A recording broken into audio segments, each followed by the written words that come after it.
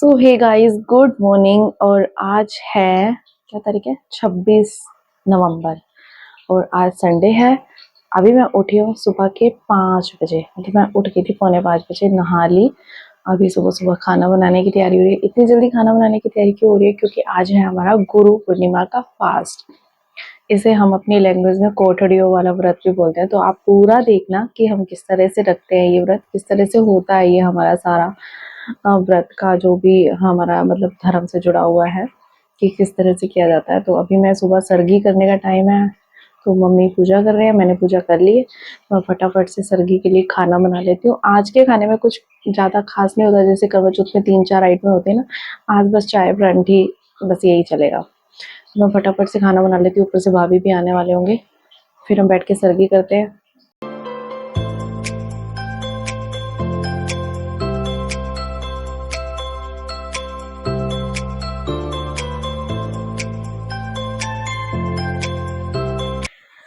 तो अभी हम तीनों लोग बैठकर कर रहे हैं सरगी का मतलब खाना खा रहे हैं। सुबह सुबह अभी तारों की छांव है तो हम खा लेते हैं। और आज हम जल्दी से रेडी हो गए, नहीं तो करवा चौथ पे क्या होता है, कभी कभी ना हम लेट हो जाते हैं। उस पर ज्यादा बनाना होता है ना, इस पे कुछ ज्यादा बनाना नहीं होता। चाय परांठी खाने का मन था तो बस चाय परांठी खा रहे हैं।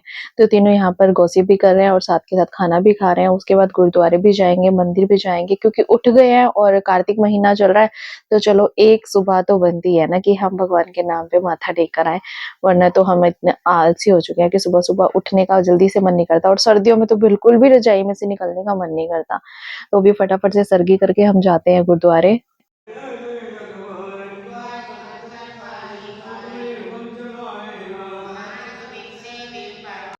तो गुरुद्वारे में माथा टेकने के बाद हम जा रहे हैं मंदिर में, और मंदिर में भी माथा टेकने के बाद फिर मैं घर जाकर दोबारा से सो जाऊंगी, क्योंकि अभी ज्यादा टाइम तो हुआ नहीं है। सिर्फ 6, 6:15 ही बजे हैं, तो 1 घंटा तो सोना और बनता है। घर आई और देखा तो ये लोग सो रहे थे। उनको देखते हुए ना मेरा मन कर गया चलो मैं भी सो जाती हूँ। मन्नू और ये दोनों बाप बेटा चिपक के सोए हुए हैं, तो मैं भी सो गई। एंड सोने के बाद उठी मैं, और मेरी आंखें देखो स्वेल्ड हो रही है, क्योंकि एक बार उठ जाओ और उसके बाद दोबारा सोना, तो दिमाग तो हमारा चल रहा होता है लेकिन बॉडी सो जाती है। और दिमाग में ये हो रहा था उठ जा काम करने हैं, उठ जा काम करने हैं। तो बस नींद आ भी रही थी और नींद खुल भी रही थी। फिर मैं उठी और उठ के थोड़ी देर बैठ गई, हाय क्या क्या काम करने हैं यार। काम कर लो। अरे हुआ क्या? रो क्यों रहे हो? क्या हुआ क्या है मम्मी? डॉक्टर के पास चले जाओ यार, जल्दी जाओ। डॉक्टर के पास जा ही सकते हो। क्या बड़े क्या हो गया? शीके मार दिया हमारी यार, क्या हो गया है? यार डॉक्टर के पास चले जाओ ना यार प्लीज। मेरे मुंह के अंदर क्यों घुसेड़ता तो फोन? डॉक्टर के पास चले जाओ। दवाई खानी है? आज नहीं खानी ना। तो डॉक्टर के पास चेकअप कर बताएगा तो क्या है। तो मन्नू मुझे बार बार परेशान कर रहा था कि डॉक्टर के पास चल जाओ, क्योंकि मेरे पेट में ना 2 दिन से बहुत ज्यादा दर्द हो रहा है। बार बार कुछ खाती हूँ ना पेट में दर्द होने लग जाता है। तो बोल रहा था बार बार चले जाओ डॉक्टर के पास, लेकिन मैं गई नहीं। किचन में आई काम करने, तो मम्मी पापा, जहाँ मम्मी जाती है पापा मम्मी के पीछे पीछे पीछे पीछे घूमते रहते हैं कि हाँ कहाँ गई कहाँ गई। और यहाँ पर मेरा कैमरा लगा हुआ था तो बोलने लगे बिना कैमरे के तेरे से काम नहीं होता। तो मैं कैसे बताऊँ यार, व्लॉग थोड़ी बनता है बिना कैमरे के। कैमरा तो मुझे लेके घूमना पड़ता है ना पूरे घर में। और सारा काम निपटाने के बाद मैं आ गई फटाफट से डस्टिंग करने के लिए। मेड आंटी काम करके चली गई थी, क्योंकि मुझे जाना है मार्केट, क्योंकि मेरे पास मेरे सूट के साथ के इयररिंग्स नहीं है। फटाफट से मैंने हस्बैंड को पटाया कि प्लीज मुझे मार्केट ले चलो, आज तो संडे है, प्लीज मैं फटाफट से लेके आ जाऊंगी। क्योंकि इनको ये लगता है कि मैं मार्केट जाने के बाद ना बहुत घुमाती हूँ, एक चीज लेने के पीछे 10 दुकानें घुमा देती हूँ। बट मैं आज फटाफट से सोचने वाली हूँ कि एक ही दुकान पे जाकर जो पसंद आएगा फटाफट से लेके आती हूँ, क्योंकि फिर ये मुझे ऐसे ना बार दोबारा लेके नहीं जाएंगे। तो अब हम जा रहे हैं मार्केट। और मार्केट में जाके इयररिंग्स तो लाने ही थे, साथ में मैं लेके आई हूँ ये मूली टमाटर। मम्मी का फोन आ गया था कि ये सामान भी खत्म हो गया, लेके आना।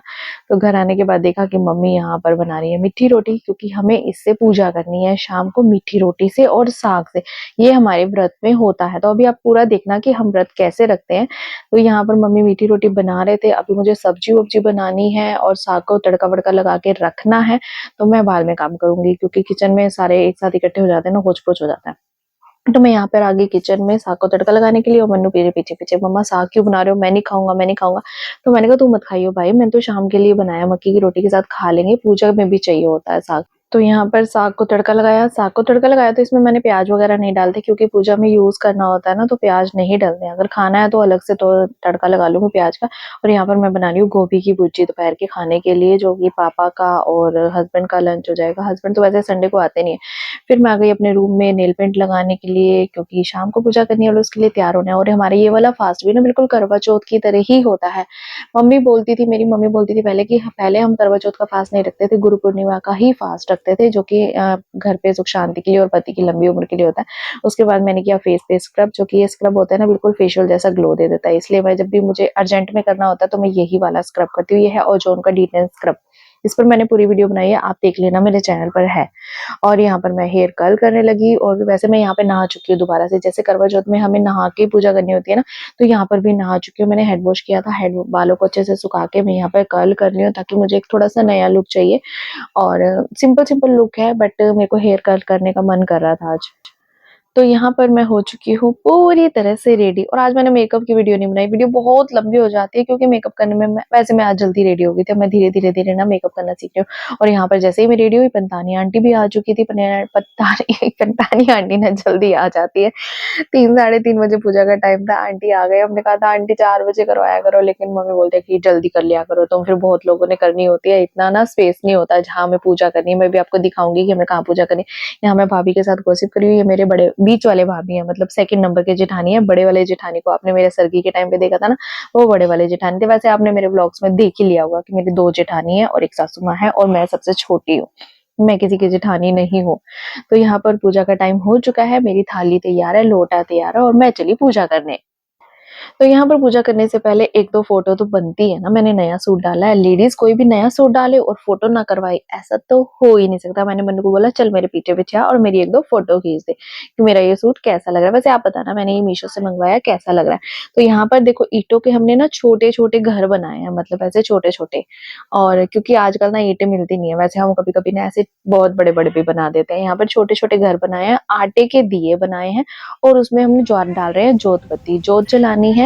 और उसके बाद फूलों से घर को सजाना है। जैसे होता है ना कि होप की ये एक राय दामोदर का व्रत होता है, जिससे कि हम भगवान से प्रे करते हैं कि सबका अपना एक घर होना चाहिए और घर में सुख शांति होनी चाहिए। तो यहाँ पर कंतानी आंटी कथा सुनाएगी, और उसके बाद यहाँ पर घर बना के दीपक जलाए जाते हैं, पीछे फूल लगाए जाते हैं कि हरियाली भी हो घर में और सुख शांति हो, सब कुछ ऐसे। कंतानी आंटी ने पूजा सुनाई। पूजा सुनाने में 15 से 20 मिनट लगते हैं, और उसके बाद हमने पूजा करी और फिर पंडानी आंटी को माथा टेका। जैसे ही हमने पूजा कर ली, तो और बहुत सारी आंटी लेडीज, मतलब बहनें सारी बहुत वेट कर रही थी कि ये लोग उठेंगे तो हम पूजा करेंगे। यहाँ पे हमने घर बनाए हुए, तो जैसे ही हम लोग उठे तो ये लोग बैठ के बारी बारी से सब लोग पूजा करेंगे, कथा सुनेंगे। और ये व्रत जो होता है ना हमारे में, मतलब हमारे मैं कैसे बताऊं कि हम हिंदुओं में, मुल्तानियों में, सरदारों में ये व्रत माना जाता है। और फिर यहाँ पर ये पूजा कर रहे थे, तब तक हमने कर लिया थोड़ा फोटो शूट, थोड़ा वीडियो शूट। और ये तो करना बनता ही है जब सब लोग इकट्ठे हुए हैं और तैयार हुए हैं। ऐसा तो हो ही नहीं सकता कि वीडियो फोटो शूट ना हो।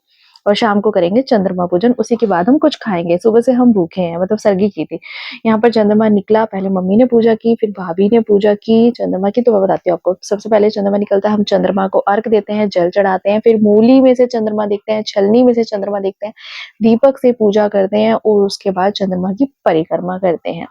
फिर मैंने पूजा की, और पूजा करने के बाद बस हमने सबसे बड़ों का आशीर्वाद लिया, और उसके बाद हम आ गए नीचे। फिर से पंतानी आंटी दोबारा से आई हुई थी, चले गए थे अपने घर, दोबारा से आए हैं। उसके बाद पंतानी आंटी को हम मीठी रोटी, साग और कुछ दक्षिणा वगैरह होती है वो देते हैं, और इस तरह से हमारी पूजा हो जाती है संपन्न।